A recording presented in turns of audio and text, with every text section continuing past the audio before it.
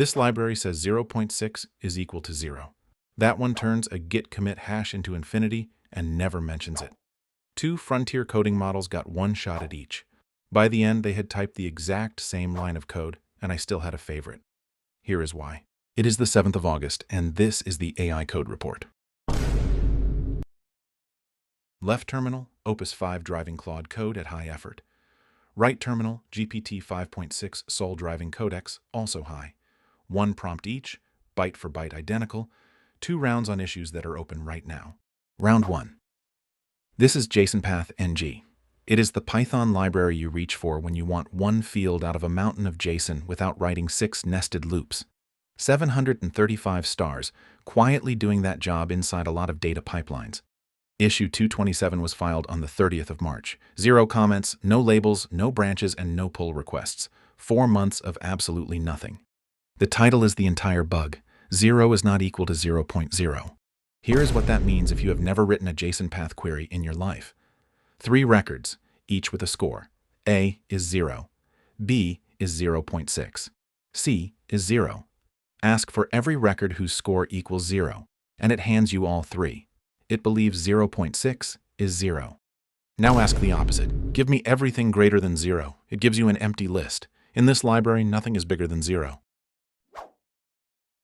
Type those same 2 queries with 0.0 instead of 0, and both are perfect.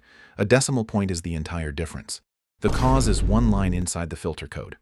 When you compare against a whole number, the library rounds your data down to a whole number first, so the 2 sides match. 0.6 becomes 0. And once your data has been flattened like that, every comparison built on top of it answers a question you never asked. Both agents got that brief, a failing test they were told not to touch, and their own copy of the repository. Opus finished in 76.8 seconds. Sol took 125.3. Round 1 clock to Opus by 48 seconds. Then I opened the 2 diffs. One extra condition. Only convert the value if it is not already a number. 47 characters, both of them, character for character. Take the comments out of the changed file and the 2 versions hash to the same value. Different labs, different training, one identical repair. I applied each change to a clean checkout and ran 14 checks neither model had ever seen, covering every comparison operator rather than only the one in the report. 14 out of 14 on both sides.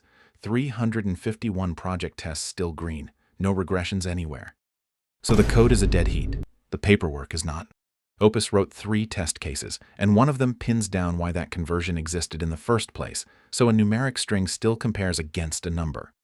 Sol wrote 1, for equality only, which means the case where nothing is greater than 0 is fixed and nothing is watching it.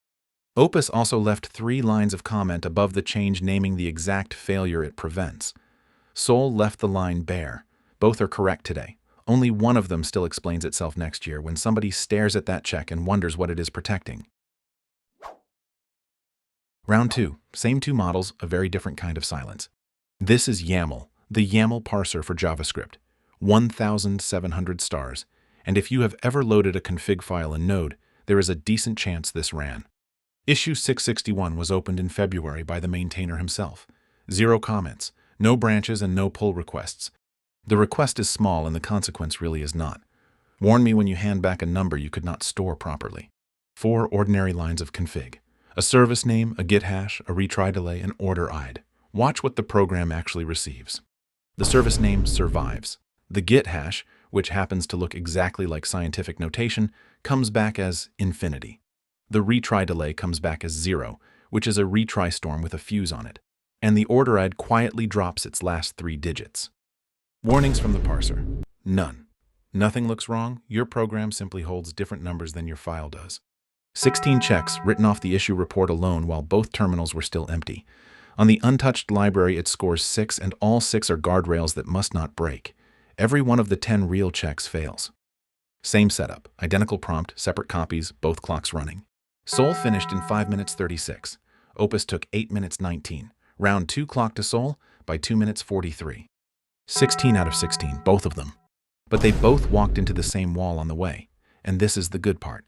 The moment you start warning about numbers JavaScript cannot hold, 6 tests in the library's own JSON conformance suite turn red. Not because either fix is wrong, That suite is deliberately packed with numbers no JavaScript engine can hold, and it asserted the parser had nothing to say about a single one of them. Both agents found it. Both relaxed the same two assertions in the same way, filtering out only their own new warning and nothing else.